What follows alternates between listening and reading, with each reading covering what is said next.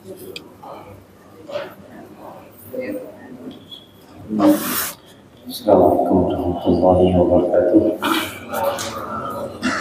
Bismillahirrahmanirrahim. Wassalatu wassalamu ala Rasulillah Sayyidina Muhammad bin Abdullah wa ala alihi wa sahbihi wa man wala. Wala haula wala quwwata illa billahil aliyyil azim. Subhanaka la ilma lana illa ma 'allamtana. Innaka antal alimul hakim. Rabbi shrah li sadri wa yassir li amri wa hlul 'uqdatam min lisani yafqahu qawli. Qurrat bisni ilman wa sawni fahman min ya rabbal alamin. Alhamdulillah, kita syukur kepada Allah Subhanahu wa taala segala nikmat yang Allah Subhanahu wa taala limpahkan kepada kita, terutama nikmat besar, nikmat iman, nikmat sehat wal afiat. Allah mudahkan langkah kita untuk melaksanakan ibadah salat subuh dan itu majelis ta'lim. Mudah-mudahan amal ibadah kita diterima oleh Allah Subhanahu wa taala. Salawat alaihi wasallam selalu kita curahkan kepada junjungan kita Nabi Muhammad sallallahu alaihi wasallam. Mudah-mudahan kita menjadi pengikut beliau sampai ke nanti akhir zaman. Bersyafaat beliau, pertolongan beliau dan dimasukkan ke dalam surga bersama beliau. Amin ya rabbal alamin. Bismillahirrahmanirrahim. Kita masuk pada bab syurutul wudu, yaitu syarat-syarat wudu. Ada syurutul wudu'i 15 syaratan wa hiya al-islamu fala yasihhu min kafirin lianna al-wudu'a ibadatun taftaqiru ila niyyah wal kafir laysa min ahliha. Tsani at-tamyizu fala yasihhu min ghairi mumayyiz lianna al-wudu'a ibadatun taftaqiru ila niyyah. Min syurutin niyyah tamyizun nawi.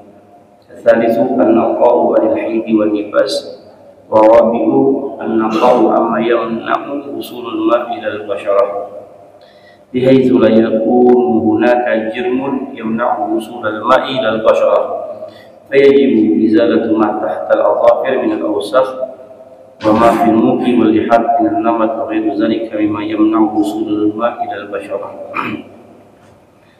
Sampai pada bab syurutul wudu. Yang pertama itu al-Islam. Maka tidak sah wudunya seseorang yang kafir.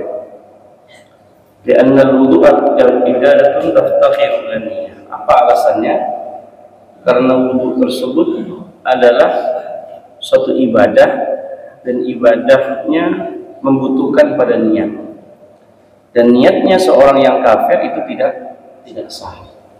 Artinya orang wudu, orang kafir wudu nawaitul wudu'a raf'il hadatsil asghari tidak sah. Kenapa? Karena niatnya seorang kafir tidak bisa mengesahkan daripada wudu. Dan apabila tidak niat, maka tidak sah wudunya. Maka dia dibutuhkan yaitu keislaman, al-Islam. Yang kedua at-tamyiz. Bal yasih min ghairil mumayyiz, maka tidak sah wudunya orang yang bukan mumayyiz. Tamyiz itu sering pernah kita bahas juga, mungkin kita ingatkan kembali. Ada namanya murahik, ada namanya tamyiz, ada namanya baligh. 3 ya. Murahik itu anak kecil, itu murahik. Di bawah tamyiz. Tamyiz itu adalah secara definisi yang nyaman, kita ingat, orang yang anak yang bisa membedakan mana yang kanan, mana yang kiri. Itu sebenarnya sudah dikatakan tamyiz. Atau yang lebih spesifik lagi, dia bisa istinja sendiri. Nah, ini yang lebih nyaman, ini yang lebih lebih tepat. Dia bisa istinja sendiri, dia bisa makan dan minum sendiri. Alladzi yaqulu wahdu wa yashrabu wahdu wa yastanji wahdu. Dia bisa makan sendiri, minum sendiri, kemudian yang paling terpenting dia bisa istinja sendiri. Nah, apabila dia sudah masuk dalam kategori 3 ini, maka dia sudah dikatakan tamyiz. Setelah itu baru baligh. Hukumnya apabila dia tamyiz, maka dia sah-sah saja melakukan suatu ibadah yang dilakukan oleh orang-orang yang sudah balik. Contoh, dia sholat, apabila dia sholat maka sholatnya sah, kemudian bahkan dia diperbolehkan untuk jadi imam. Tamyiz. Anak umur 7 tahun, 6 tahun itu bisa dikatakan tamyiz. 7 tahun itu SD, itu awal daripada SD itu saya kira sudah banyak yang bisa istinja sendiri. Nah, jadi apabila umur 7 tahun tersebut bacaannya bagus, misal contoh bacaannya bagus, hafalan mungkin dia dari kecil dia sudah diajarkan dari TPA, dari PAUD-nya atau dari hafalan sholatnya semua bagus, kemudian pas umur 7 atau 8 tahun Masya Allah hafalannya sudah banyak dan suaranya juga bagus, maka kita boleh saja menjadikan dia imam, tidak ada syarat apapun. Intinya dia sudah tamyiz, karena dikatakan di sini fala yasihu min ghairil mumayyiz, maka tidak sah wudu walaupun dia tahu apabila dia belum tamyiz. Walaupun dia sudah tahu, tapi kalau dia belum tamyiz tidak sah juga.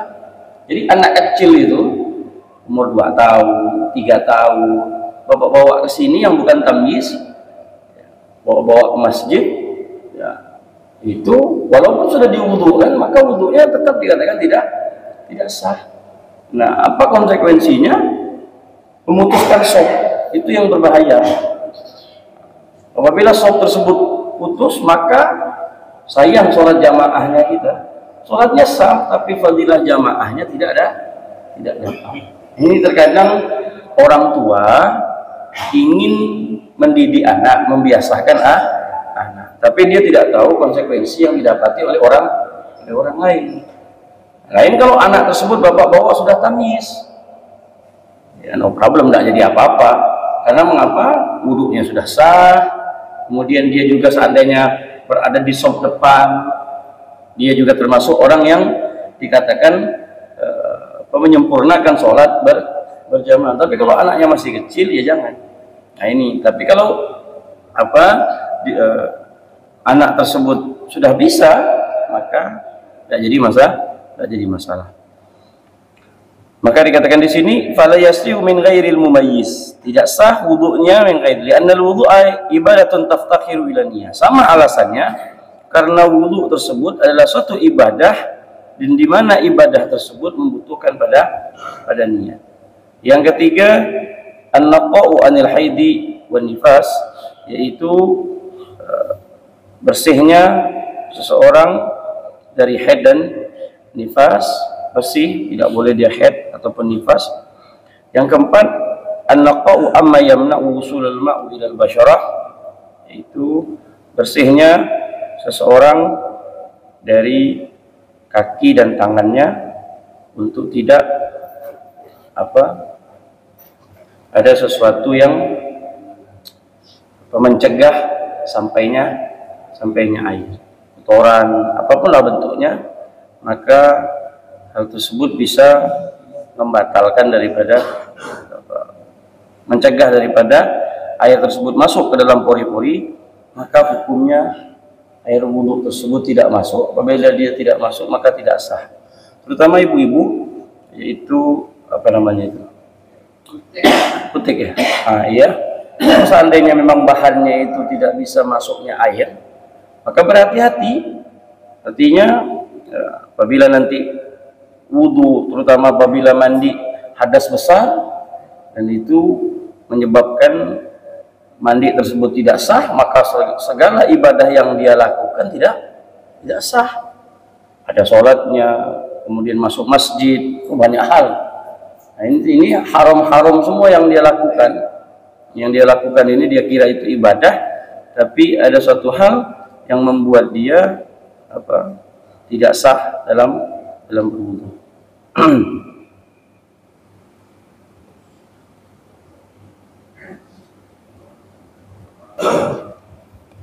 Kemudian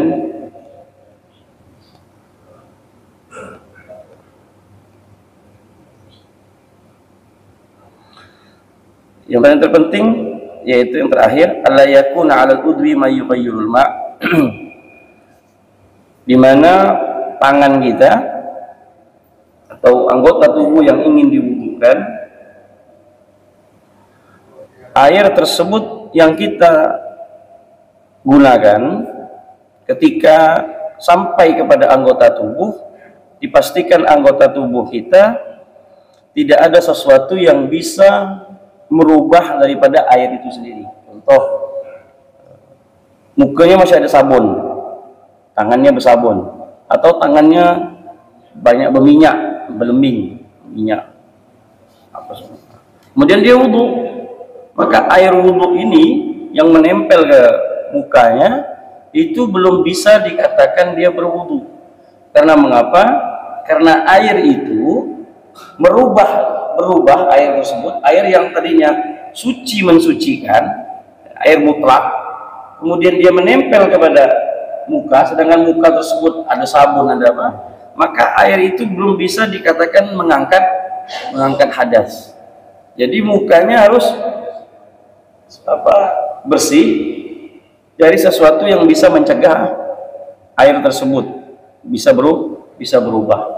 Jadi pastikan, misalkan antum masih mukanya sabun, kemudian karena ingin menghemat air, lalu sekalian basuh muka, kemudian sekalian ingin berwudu, langsung wudu ya lah, ambil nawaitul wudu'ah.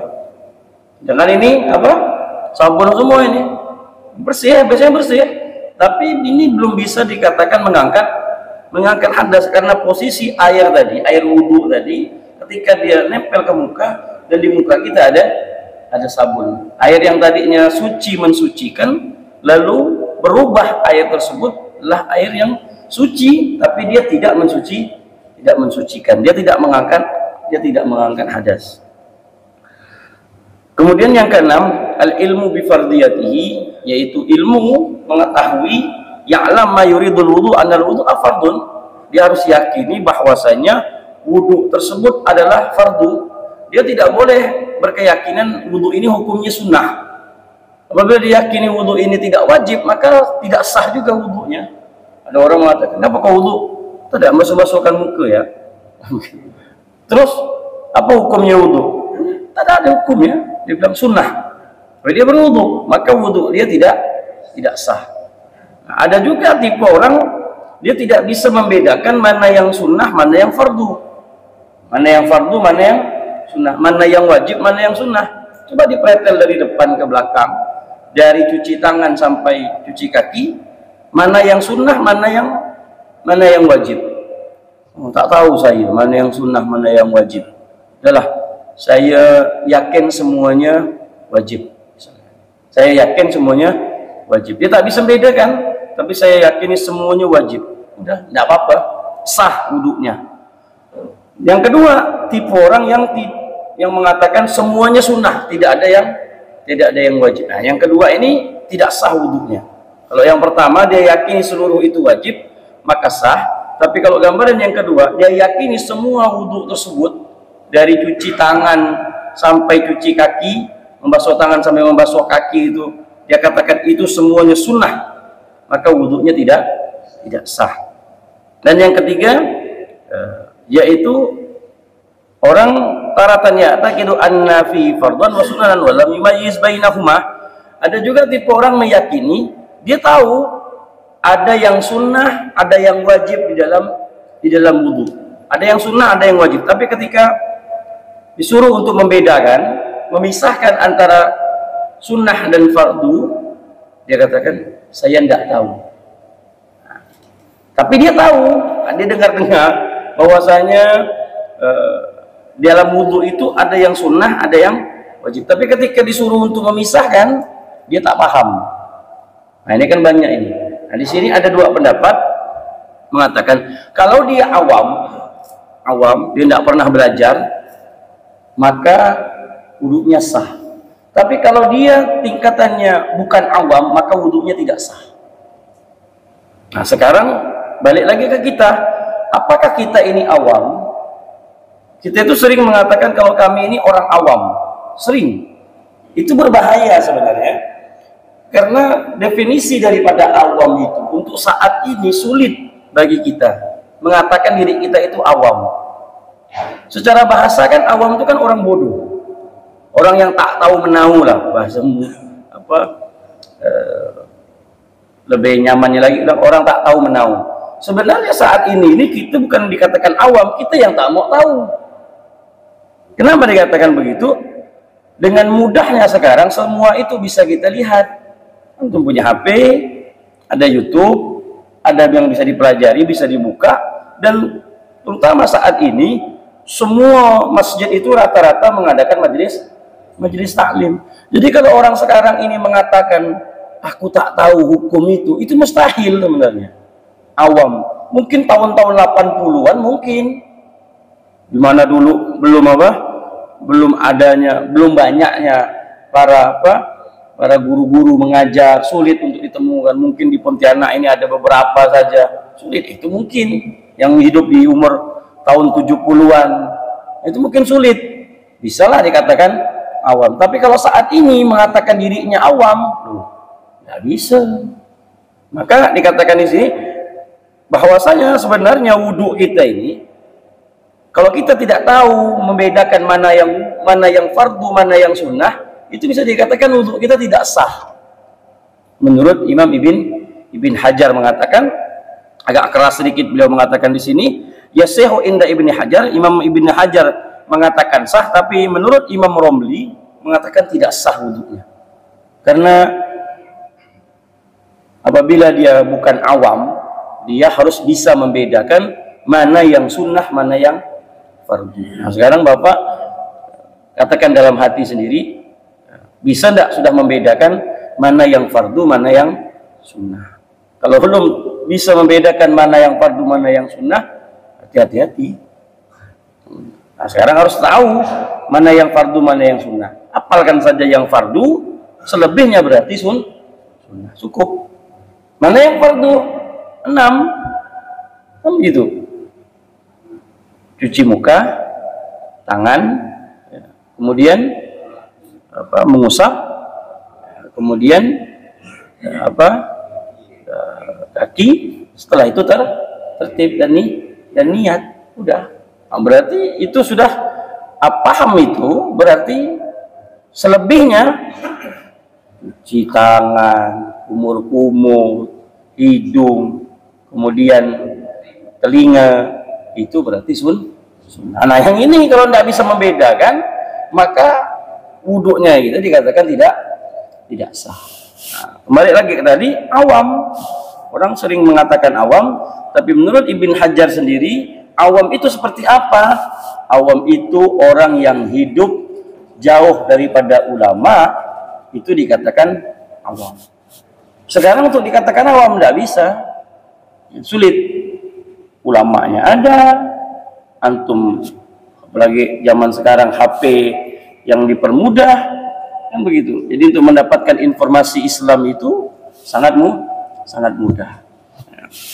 Kemudian wataratan yaqulu inna mashar ra'si wa ghasl rijlain ahaduhuma sunnah wa lam yu'ayyin fa yasil anna lam ya'taqid fardan wa ayyanan aw sunnatan.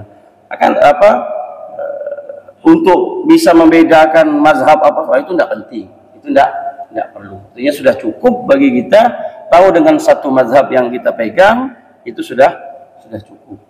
Nah, itu mengetahui mana yang wajib di dalam mazhab kita, itu sudah cukup, tidak perlu memahami yang lain. Kalau ceritanya kita perbandingan mazhab itu iya. Tapi kalau untuk kita, ini bahasanya untuk awam. Nah, kita ini sekarang awam dari segi ilmu. Ilmu yang apa? Ilmu yang lebih daripada wajib yang kita ketahui. Nah, itu dikatakan awam. Tapi yang wajib kita ketahui itu belum bisa. Apabila kita tidak tahu, tak bisa kita dikatakan awam. Orang minum minuman khamar, minuman keras, lalu kita katakan biarkan jadi diminum orang awam, bah. Loh, tak bisa. Karena semua kita tahu yang namanya minum minuman keras itu hukumnya haram. Tak ada yang tidak tahu. Berzina, apa hukum berzina? Haram. Lalu kita katakan, aku awam baru dulu sebenarnya. Kenapa pula? Tak tahu, aku awam. Suka hilap aku dulu. Loh, Orang ini hukumnya udah pasti kok, udah tahu, tidak ada yang tidak tahu. Yang namanya berzina itu haram. Tidak bisa dikatakan kita memponis orang atau mengatakan diri kita dulu bahwasanya aku melakukan itu posisi aku dalam keadaan awam dan aku sudah dipastikan tidak ada dosa. Kenapa? Aku melakukan awam dalam keadaan awam yang tak tahu mana. Oh, tidak bisa. Tidak bisa dikatakan langsung memponis orang itu awam. Tidak bisa. Apalagi perbuatan tersebut sudah dinas dan tidak ada yang tidak tahu sesuatu itu hukumnya haram. Itu ingin menyelamatkan diri seorang itu. Ya, bukan awam. Sama sekarang ada orang yang tidak tahu menahu apa semuanya masih mengatakan awam, tak bisa. Apapunlah bentuknya. Maka pahami dulu daripada definisi awam. Kemudian al-ma'u tahur. Syaratnya pastikan air tersebut tahur, yaitu air yang bisa mengangkat hadas. Apabila air tersebut tidak bisa mengangkat hadas, maka apa yang kita lakukan dalam berwudu tersebut tidak sah. Air kejatuhan najis, artinya air itu mustakmal, air yang sudah digunakan, atau air yang kejatuhan najis, artinya air ini suci tapi tidak bisa mensucikan. Pastikan dulu air yang kita gunakan ini suci mensucikan. Apabila sembarangan menggunakan air, ya tidak bisa. Kemudian yang terakhir, izalatul najasati al-aini, menghilangkan najis yang nampak di anggota tubuh kita. In kanat la tazulu bi ghasratin wahidah fa yajibu ghaslatani bil ittifaq. Apabila tidak bisa dihilangkan dengan satu kali cucian, maka wajib mencucinya dua kali. Apabila tidak bisa dengan 2 kali, maka dicuci dengan sampai tiga kali. Wa amma idza kanat tuzal bi ghaslatin wahidah fa inna la budda min ghaslataini kadzalik. Apabila dicucinya, dihilangkannya dengan 1 kali dihilangkan, kemudian yang pertama menghilangkan najis, yang kedua baru berwudu, maka kata Imam Romli, wudu kita dikatakan baru 1 kali cucian. Karena cucian pertama hanya untuk menghilangkan najis, bukan untuk berwudu. Jadi kalau ini najis misalkan, tangan saya ada najis, kemudian saya wudu, hilang najis tersebut, maka tangan cucian tadi belum dikatakan berwudu. Karena cucian pertama itu untuk menghilangkan, maka diharuskan kita untuk mencuci yang kedua. Nah, cucian kedua itulah baru dikatakan cucian pertama. Jadi kalau misalkan ingin 3 kali, berarti yang 1 tadi belum dihitung. Berarti kalau dihitung sama yang mencuci hadas, maka dia 4 kali. Jadi 4 kali cucian. Kalau kita ingin membasuh tangan 3 kali. Jadi cucian yang najis tersebut tidak dihitung. Fa inna rabbil budda min qaslataini kadzalik, qaslatan li izalatin najasa wa qaslatan li rafil hadas. Kemudian jaryul ma' 'alal jami'il adwi. Airnya diwajibkan untuk mengalir. Apabila air tersebut tidak mengalir, maka tak sah. Es batu. Ini es batu basah kan? Basah. Gini. Es batu. Ini es batu nih. Sah? Dia harus mengalir. Ini saya tumpahkan, dia ngalir. Tapi kalau ini es, kemudian ada embunnya gitu, saya gini kan, basah, tapi tidak sah. Atau percak, apa bahasa itu, karnibo atau apalah bentuknya, basah, tuh gini kan, tidak sah.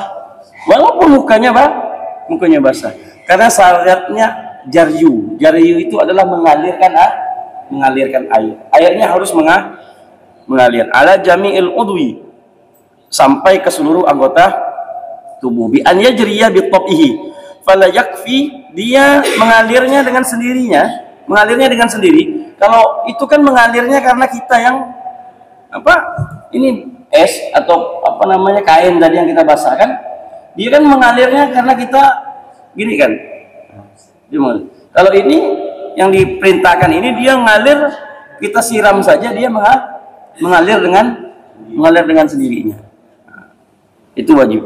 Fala yakfi mashut udwi, tidak sah dan tidak cukup dengan mengusapkan anggota tubuh bi khirgatin aw saljin, yaitu dengan kain atau dengan es batu. Nah, ini tambahan tahaggubul muqtadi. Jadi orang yang berwudu tersebut dia harus yakin bahwasanya dia memantapkan niatnya. Tapi kalau dia ragu, wudu saya ini tadi ada wudu ke tidak ya? Ada wudu ke tidak ya? Bingung. Tadi wudu saya batal ke tidak ya? Tapi dia wudu lagi. Wudunya bukan niat wudu memperbaharui wudu, tapi mengangkat hadas, sedangkan dia masih dalam keadaan ragu. Apakah hadas ini masih ada atau enggak? Nah, ini enggak boleh nih. Dia harus yakinkan dulu, mantap bahwasanya ketika dia berwudu ini dia mengangkat hadas. Jadi pilihannya dua, mengangkat hadas atau antum masih ada wudu ingin wudu lagi, berarti namanya tajdidul wudu, memperbaharui wudu, maka niatnya pun berbeda. Sedangkan tadi dia posisinya ragu.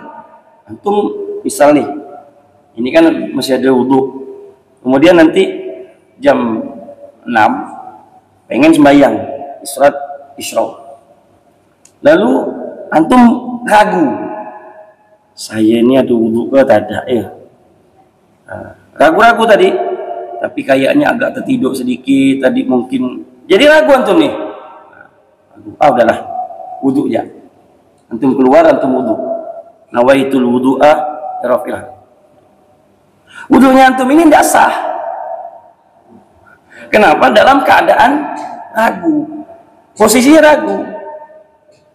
Orang yang mengangkat hadas itu harus yakin, niat itu harus yakin. Mantapkan dulu. Kalau memang dia batal wudunya, ya udah. Tapi kalau wudunya tersebut masih belum batal, antum wudu lagi, ya wudu tersebut, wudu yang itu ya ya tidak sah. Antum sholat masih menggunakan wudu yang tadi. Ya, makanya dia harus dimantapkan. Ya sudah, antum ke kamar mandi ke semuanya untuk meyakinkan. Terus cari hal yang bisa membatalkan wudu, batalkan dulu wudunya, baru niat kembali. Nah, itu tahaggubul muqtadi, al jazmu fin niyah, karena niat tersebut dibutuhkan jazm, kemantapan niat. Falau tawaddu asyakan, apabila dia berwudu dalam keadaan ragu, hal huwa muhdisun am mutawaddi, fala yasih wudu'uhu in banal hal annahu ghairu mutawaddi li adami tahaggubul muqtadi wa huwal jazmu fin niyah. Maka dikatakan di sini wudunya tersebut dikatakan tidak sah karena ketidakmantapan dia di dalam niat, dan niat tersebut membutuhkan kemantapan hati. Mantap, dia harus kuat. Oh, wudu saya batal. Dah. Yakin kan ya? Wudu saya batal. Udah. Atau memang pengen wudu lagi, ya udah, berarti wudu niatnya bukan nawaitul wudu alirafil hadas, tapi nawaitul wudu'a nawaitu litajdidal wudu. Saya niat untuk memperbaharui wudu, dan itu hukumnya sunnah. Ada muta'alliq kama taqaddam bi syurutin niyati sofa. Itu tidak ada hal yang kita gantungkan dalam niat. Ini caranya begini. Misalkan kita lagi wudu. Ini kalau ada orang yang ngajak aku ngomong nih, maka wudu ini aku batalkan dulu. Sebelum antum ada orang yang datang, wudunya sudah batal. Ini tidak boleh digantungkan, dikaitkan dengan sesuatu. Ya, apapun lah bentuknya. Ini kalau saya wudu nih, kalau ada ini, maka wudu saya ini batal nih. Udah niat untuk membatalkan wudu tadi, udah bisa. Maka sebelum dia batal wudunya, wudu dia sudah batal, karena dia ta'liq, menggantungkan niat kepada sesuatu. Ta'liq itu menggantung, berbahaya Pak. Sama dengan ta'liqut talak, menggantungkan niat cerai. Biasakan orang itu nikah, dia membaca ta'liqut talak. Ta'liq itu ta'liq. Nah, ta'liq talak itu berbahaya sebenarnya. Sebenarnya bagi wanita itu diuntungkan, tapi bagi laki-laki sebenarnya tidak diuntungkan.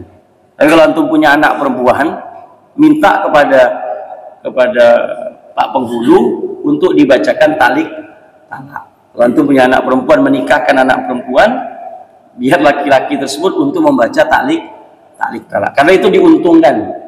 Tapi bagi laki-laki, kalau antum punya anak laki-laki, sebenarnya tidak dibaca pun tidak apa-apa. Tapi ini untuk menjaga, karena nanti otomatis apabila dia melakukan hal tersebut, maka dia otomatis langsung jatuh talak, walaupun tidak diniatkan atau dia tidak ucapkan, karena dia telah mengucapkannya di awal pernikahan. Nah, sebenarnya bagi laki-laki itu diuntungkan apabila tidak membaca. Saya kira sekarang Pak Penghulu sekarang udah jarang baca ta'liq talak. Karena mengapa? Karena penuhnya jadwal dia menikahkan orang. Itu iya. Kadang saya tanya sama kawan saya tuh, kalau berapa satu, kalau apalagi hari Minggu dan hari Sabtu, itu bisa 7, bisa 5, dan dia habis itu. Ada lagi yang kadang-kadang agak kobai Pak Penghulunya. Ayo, sini. Ada? Kok ada? Ayo. Mana nih? Panggil. Kandang. Habis selesai. Udah, Assalamualaikum ya. Balik deh. Ada yang gitu saya ketemu. Karena kita sering hadir begitu. Kobai juga nih Pak Penghulu. Kenapa? Masih 5 putih lagi katanya. Saya tak bisa nih bekerja sana, bekerja sini. Nah, jadi yang diuntungkan itu laki-laki. Karena kalau dibaca panjang, Pak Penghulu kan risau gak sebenarnya, begitu. Nah, tapi perempuan yang dirugikan. Karena kan ta'liq talak itu kan, misalkan dia katakan begini, apabila saya tidak menafkahi 2 bulan berturut-turut, maka jatuhlah talak. Nah, itu kan apabila begini. Nanti apabila dalam berumah tangganya dia melakukan hal itu langsung otomatis ya jatuh. Nah, itu namanya ta'liq. Jadi kurang bagus sebenarnya mentaklik talak. Nah, tapi pemerintah kita untuk menjaga. Nah, kenapa dibuat itu? Karena untuk menjaga, karena sekarang saat ini mungkin banyaknya KDRT, banyaknya asal kawin saja, habis nikah, habis itu tidak bertanggung jawab ya. Jadi untuk mempermudah istri, apabila nanti terjadi ini, tahu-tahu 2 bulan tak ada kabar, 3 bulan tak ada kabar, ngasih nafkah tidak ada, terus status dia ini mau apa? Nah, begitu. Dia dapat kabar dia kawin lagi, misalkan, kan wanita kan dirugikan begini, dia bingung, posisi saya ini mau ngapa, kata dia.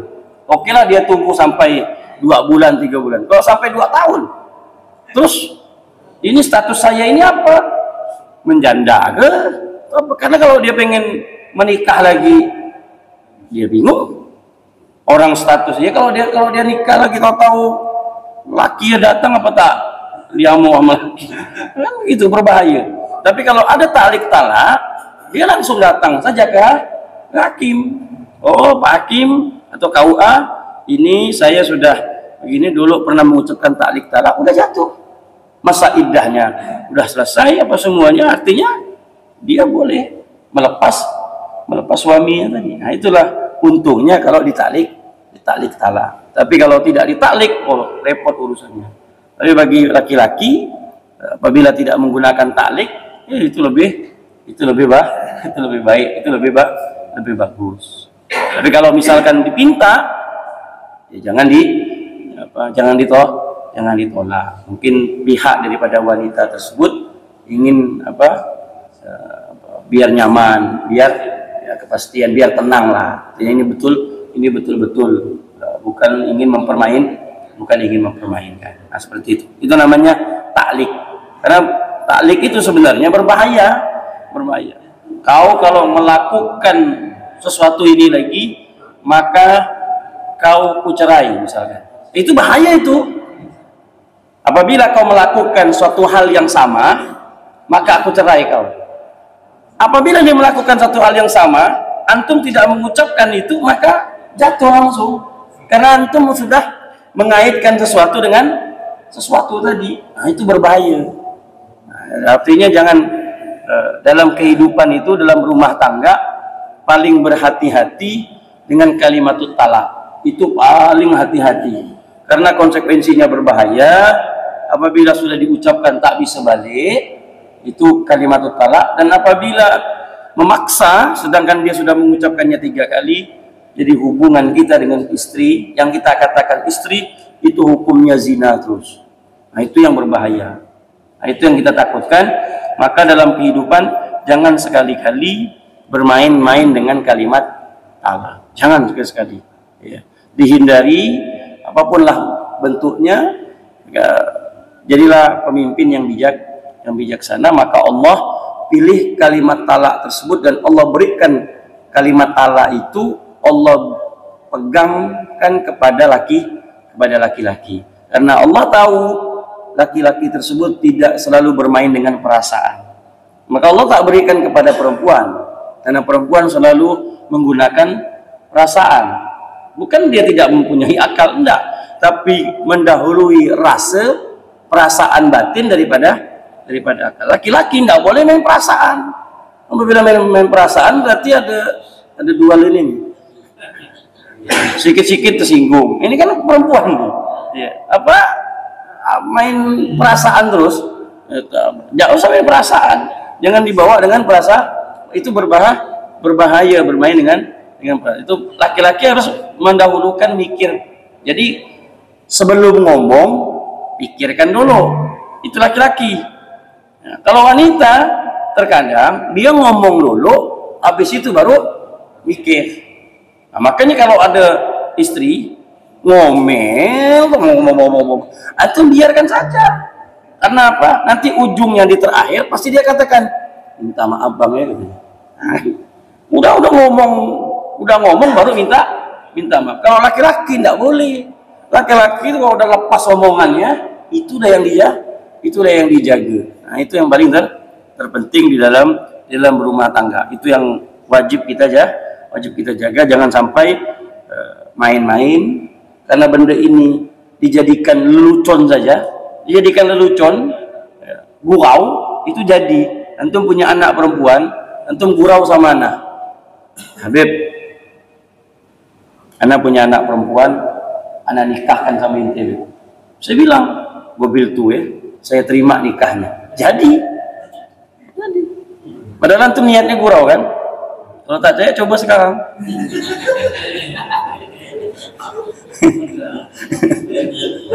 Ada gurau saya. Ya jadi salah satu jidduhun najid, 3 hal yang dimana langsung diucapkan jadi. Talak, nikah, yang ketiga raja'ah, rujuk. Pengen balik lagi sama istri, habis setelah mengucapkan kalimat talak, kemudian dia katakan, wah istriku, aku balik lagi sama kau. Udah jadi. Walaupun itu gurau ke, enggak serius ke apa bentuknya, itu langsung jadi. Nah, itu 3 hal tidak boleh dipermainkan. Nah, atau di yang lainnya itu mengatakan al-itik, budak, hamba sahaya.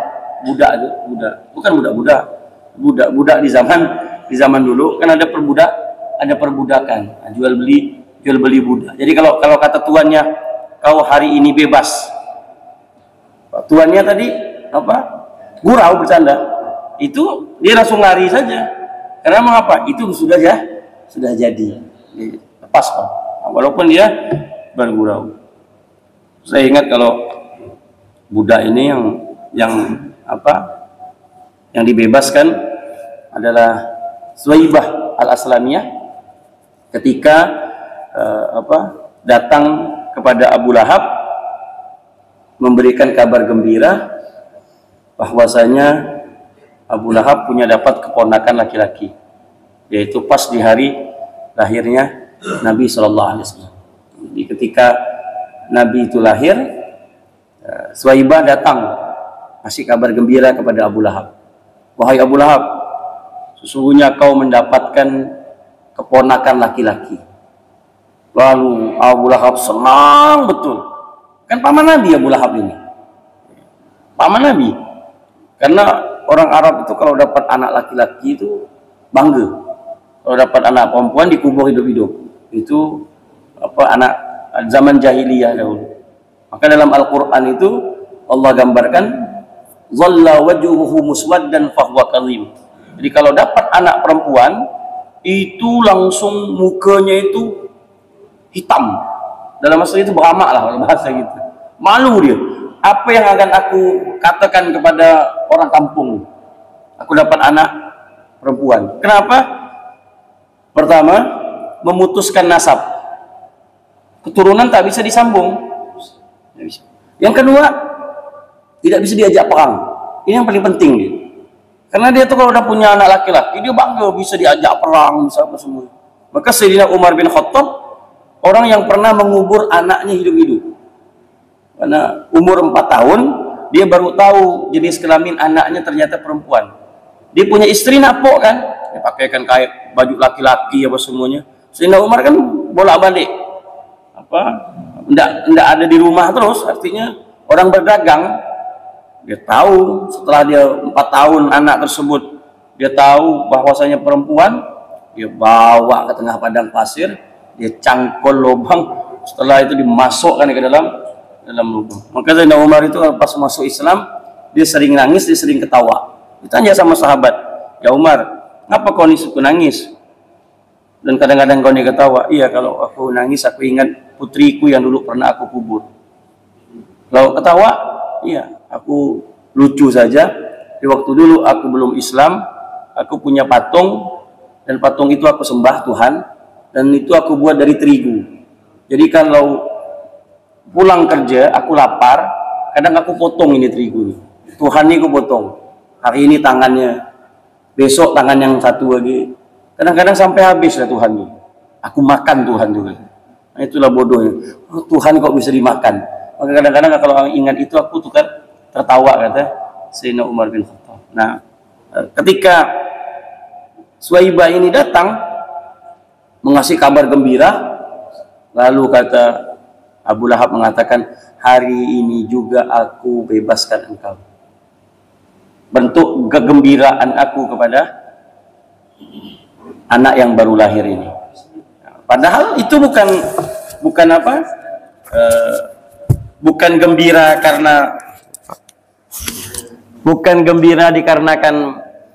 dikarenakan akan menjadi nabi, bukan. Karena dapat ponakan laki-laki itu aja. Kalau dia tahu nanti bakal jadi nabi, bisa dibunuh hidup-hidup Nabi sallallahu alaihi wasallam. Nauzubillah min dzalik. Karena dia senang dapat keponakan laki-laki ya. Di hari itu, di hari Senin. Maka senangnya Abu Lahab di waktu Nabi sallallahu alaihi wasallam lahir itu tidak pernah disia-siakan oleh Allah. Hadis yang mencatat bahwasanya setiap hari Senin Abu Lahab mendapatkan keringanan daripada azabnya di api neraka. Hanya karena senang tok. Senang enggak dia? Apa dia katakan dalam Al-Hafidh Ad-Dimashqi mengucapkan syairnya, "Idza kana hadza kafiran ja'a dhammuhu bitabbat yada fil jahimi mukhallada ata annahu fi yaumil isnaini yukhaffafu anhu bisururi bi ahmada fama dhanna bil abdil ladzi tula umrihi wa mata muwahhida." Dia katakan, kalaulah Abu Lahab orang yang kafir, yang tidak beriman kepada Allah, dan dinas dalam Al-Qur'an tabbat yada abi lahabi wa tab, masih dapat keringanan di setiap hari Seninnya, lalu bagaimana seandainya umat Islam senang kepada Nabi Muhammad, maka sudah pasti dia mendapatkan lebih daripada Abu Lahab. Maka orang yang tak senang dengan kelahiran Nabi itu hanya iblis, Pak. Hanya iblis.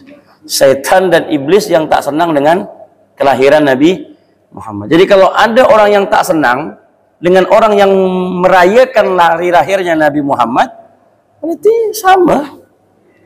Ya, kawannya dia. Karena yang tak suka dengan lahirnya Nabi Muhammad itu iblis. Itu aja. Orang Abu Lahab aja suka. Ini bukan lagi Abu Lahab dah dia ni. Abu Gosok betul dah dia ni kan. Ya. Orang Abu Lahab aja senang dengan lahirnya Nabi Muhammad. Ini kalah-kalah dengan Abu Lahab lagi. Abu Lahab aja memerdekakan budak berapa? Kalau dihitung dengan uang itu ratusan juta harga budak tersebut yang dikeluarkan Abu Lahab karena senangnya dengan Nabi Sallallahu Alaihi Wasallam. Kita ini buat acara senangnya Nabi Muhammad kadang-kadang mikir-mikir. 1 juta, 2 juta merasa sudah besar. Padahal kalau dibandingkan Abu Lahab belum ada apa-apanya. Abu Lahab itu senang sama Nabi, budaknya dimerdekakan. Berarti kan besar itu harganya. Maka ingat cerita budak tersebut, bentuk daripada senangnya Abu Lahab kepada Nabi Shallallahu Alaihi Wasallam. Nah, ini juga dalil bagi kita bahwasanya orang yang senang dengan merayakan hari lahirnya Nabi Muhammad Shallallahu Alaihi Wasallam itu wajar-wajar saja, sah-sah saja. Anak kita lahir, kita gembira, kita buatkan acara dan tidak perlu dalil. Anak antum ulang tahun, Pak, Bah, ulang tahun ya, udah buat ulang tahun. Ini duit sekian. Antum keluarkan, tak pernah tanya dalil. Tidak pernah. Apa dalilnya dalam Al-Quran? Ya, tak pernah. Bahkan pakai lilin malah, tiup-tiup lilin lagi. Kan begitu. Ya. Kalau ulang tahun ya, tak usah pakai lilin. Pakai kue tidak apa-apa. Tapi jangan pakai lilin. Kenapa? Takutnya ada keyakinan dengan meniup itu saja berbahaya. Majusi itu kan dia suka dengan api. Ya, api dulu tuh ada api tidak pernah padam ribuan tahun. Tapi ketika Nabi Muhammad lahir, padam langsung. Itu bingung orang Majusi. Nah, kok bisa padam ya? Sungai Furat itu tahu-tahu surut.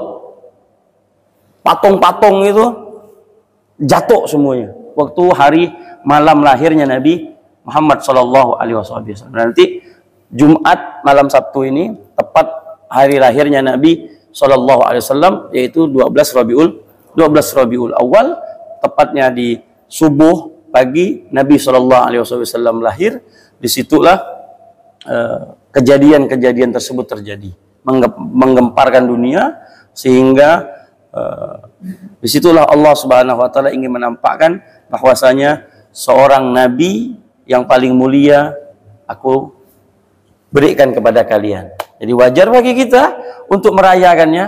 Nah, ini kesempatan bagi kita untuk merayakan hari lahirnya Nabi Shallallahu Alaihi Wasallam. Ada yang bertanya mengatakan begini,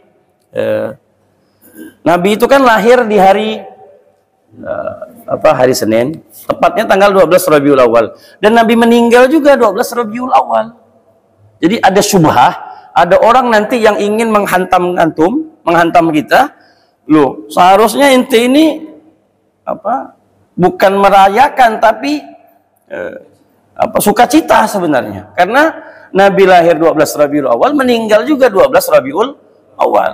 Nah, jawabannya adalah bahwasanya di dalam Islam kita hanya diperintahkan untuk bergembira, tidak untuk bersedih. Ini diperintahkan untuk, masa kita ingin bersedih lagi? Orang Nabi Shallallahu Alaihi Wasallam tidak mengajarkan kita untuk bersedih kok. Yang sudah meninggal ya sudah, cukup kita doakan. Untuk bersedih tidak perlu disedihkan lagi, kan begitu. Jadi masa kita harus mengingat meninggalnya lagi Nabi Shallallahu Alaihi Wasallam? Jadi yang dipilih oleh para ulama 12 Rabiul Awal adalah hari gembiranya kita, bagaimana Allah Subhanahu Wa Taala menciptakan Nabi Shallallahu Alaihi Wasallam. Nah, ini singkat cerita tentang perbudakan tadi itu, yang ditanya tadi budak. Wallahu a'lam bishawab. Sila, apa ada yang tanya? Assalamualaikum warahmatullahi wabarakatuh. Waalaikumsalam. Itu salah satunya yaitu mengatakan tidak ada sesuatu yang menghalangi air sampai ke bagian tubuh yang berkutu. Contohnya yang saya tanya termasuk sah suruhnya. Ya. Yang kedua, yaitu apakah sah mandi wajib jika tidak berwudu? Yang ketiga, berapa ukuran bak mandi kira-kira Pak Ustaz tahu? Bulan Pak Ustaz kira-kira berapa bak? Assalamualaikum. Hukum orang bertato. Bertato itu haram, ya. La'anallahu, Allah melaknat mutawassimina, orang-orang yang bertato. Tapi ini hukum awalnya dulu, ya. Bahwasanya Allah melaknat orang-orang yang bertato. Tapi apabila sudah bertato, mau diapakan lagi, kan begitu? Ya, nggak bisa kita nggak bisa kita cegah. Ada orang yang hijrah sedangkan badannya bertato. Dipastikan tato tersebut tidak bisa masuknya air karena dia kan pakai apa namanya, tinta itu ya, kan tidak bisa masuk pori-pori, dipastikan. Lalu kita ambil hukumnya. Apa hukumnya? Hukumnya seperti ini. Apabila dia mentato dirinya sebelum baligh, sebelum masa baligh, maka dia tidak wajib untuk menghilangkan.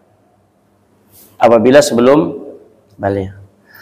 Apabila dia mentato, ya ini, apabila dia mentato badannya setelah baligh, maka dia wajib untuk menghilangkannya. Wajib untuk menghilangkannya.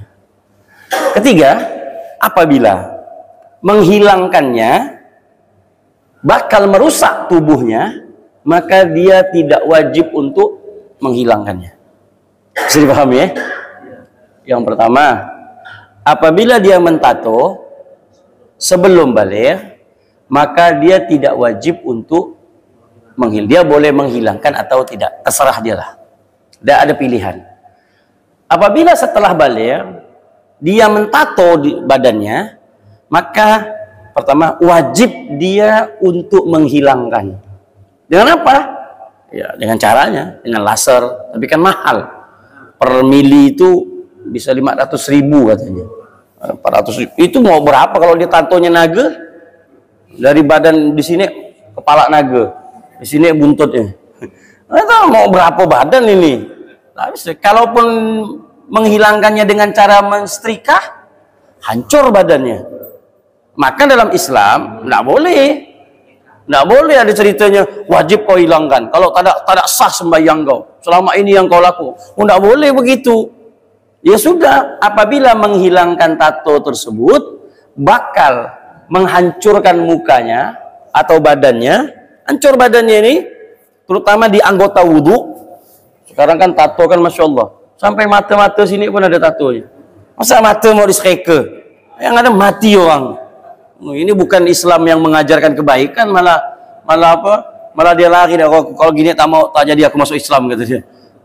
Kan begitu. Nah, jadi hukumnya tetap bagi dia untuk menghilangkan, tapi apabila menghilangkannya bakal menghancurkan dirinya, maka sama sekali dia tidak diwajibkan untuk menghilangkan. Artinya ma'fulah, dimaafkan. Lalu hukum yang ada pada diri dia seperti apa? Wuduknya dia apakah sah? Sah.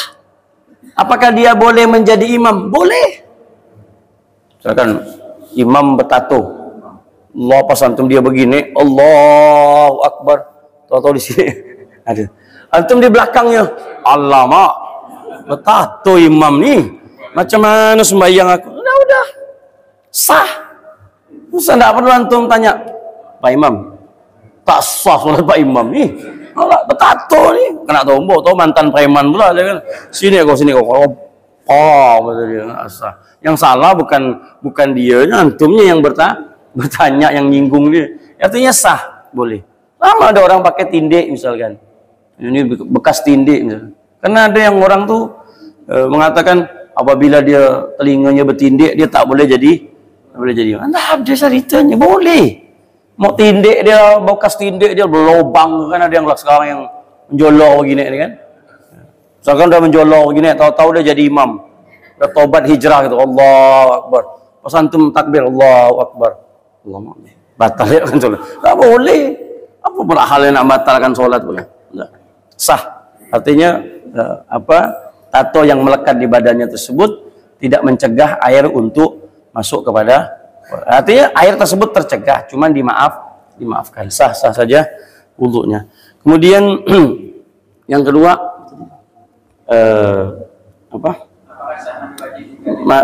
sah, enggak perlu dia bersunnah. Mandi wajib itu sunnah untuk berwudu terlebih dahulu, disunahkan. Apabila antum juga sama, misalkan habis berhubungan, kemudian belum ingin mandi, makan, minum, apa semuanya, pengen makan, pengen minum. Nah, usahakan berwudu dulu agar makan dan minum kita hukumnya tidak makruh.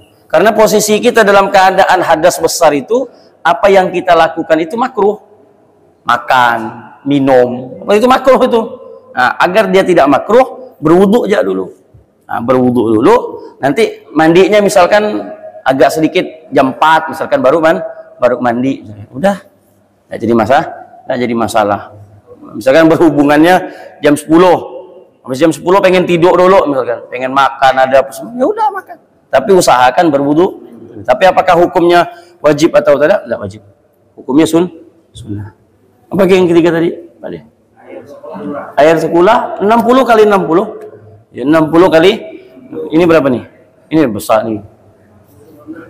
120 nih kali. 60 inilah. Ya, garnit kita ini. Ya. Lebarnya 60, tingginya 60. Usahakan kalau buat kamar mandi jangan pas-pas, karena kalau dicedok ya satu centong lewat dia nanti, bukan 2 kula lagi deh. Usahakan ya 1 meter lah. Beginilah besarnya ini cukup. Iya. Semeter berapa nih? Ada semeter ini? Semeter 20 lah ya. Ya. Paling enggak 80 atau 1 meter. Jadi 60 kali 60. Wallahu a'lam. Sila. Assalamualaikum warahmatullahi wabarakatuh. Salam.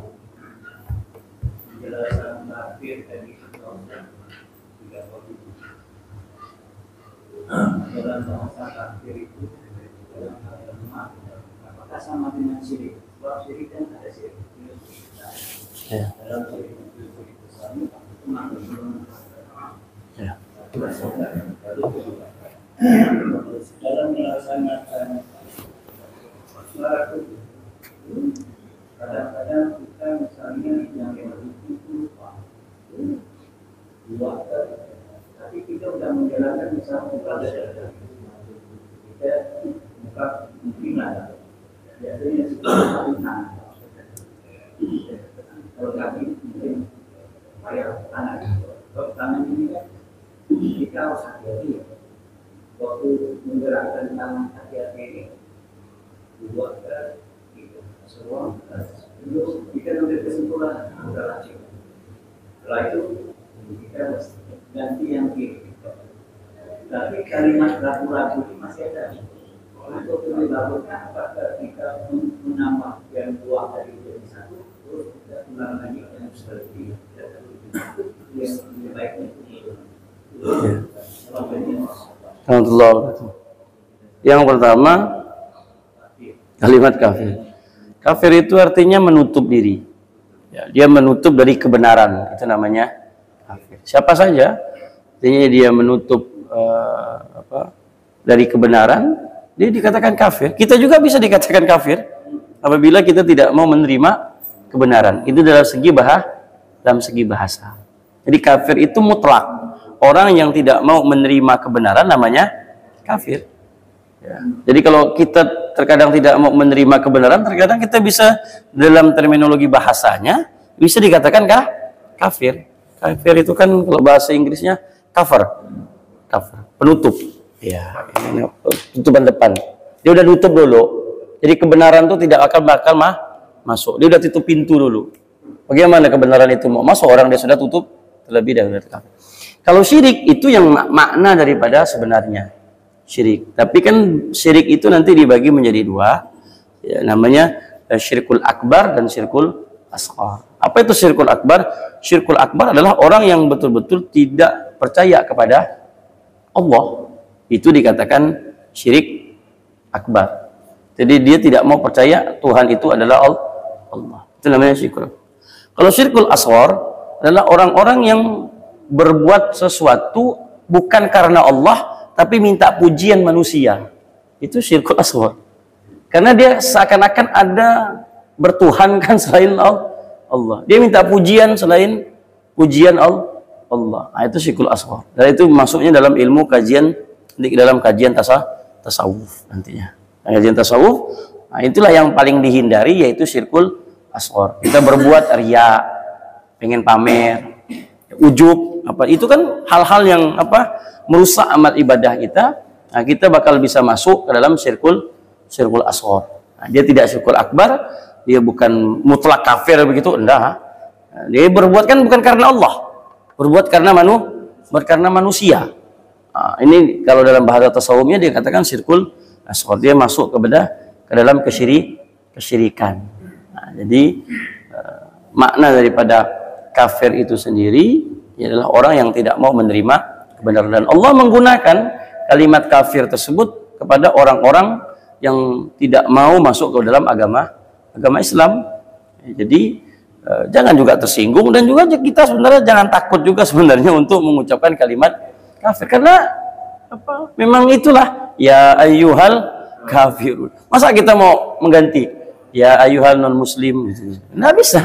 Ya nggak bisa, hanya sekedar bahasa Indonesia kita saja yang ingin mengatakan non muslim, ya nggak apa-apa. Ya tapi kalau misalkan ada saudara kita tersinggung misalkan, ya nggak apa-apa. Ya ganti saja dengan bahasa Indonesia. Tapi kalau dalam kajian kita sesama Islam, ya itu ya kafir itu bukan bahasa yang kasar. Ya, tapi jangan nggak antum bilang sama dia kafir sini kok, marah pasti kan begitu. Karena intonasinya berbeda, intonasinya kan tidak nyaman di dalam dalam bahasa kan tidak enak. Tapi kalau tidak apa-apa. Itu yang kedua, pengambilan.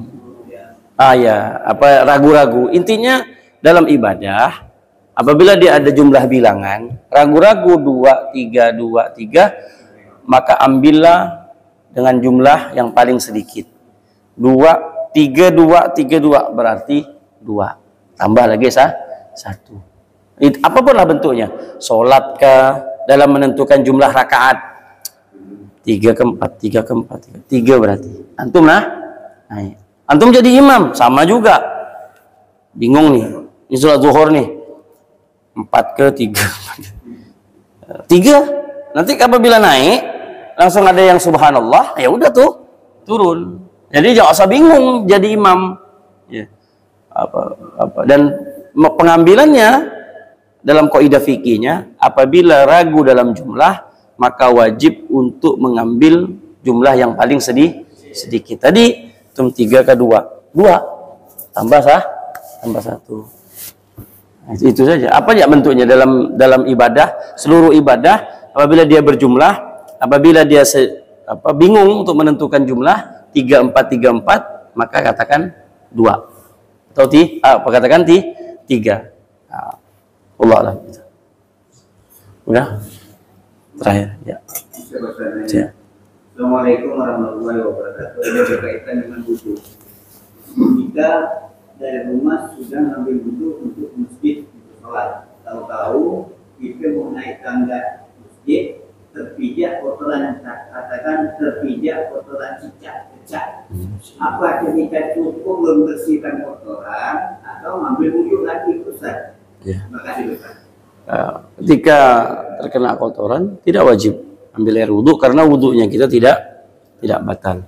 Cukup ke tempat air wudu, bersihkan, hanya bersihkan kaki, tidak perlu lagi berwudu, karena bukan daripada hal yang membatalkan wudu. Yang membatalkan wudu tersebut adalah keluarnya sesuatu dari 2 lubang atau bersentuhan dengan wanita dan banyak lagi halnya kan seperti itu. Jadi kalau hanya sekedar terinjak atau apa, bersihkan, karena apabila dipaksakan untuk sholat, yang dipastikan sholatnya tidak sah, dan karpet yang antum tijak akan najis seperti itu. Jadi tidak perlu berwudu lagi. Wallahu a'lam. Subhanakallahumma wa wa bihamdika asyhadu an la ilaha illa anta astaghfiruka wa atubu ilaik. Alhamdulillahirabbil alamin. Assalamualaikum warahmatullahi wabarakatuh.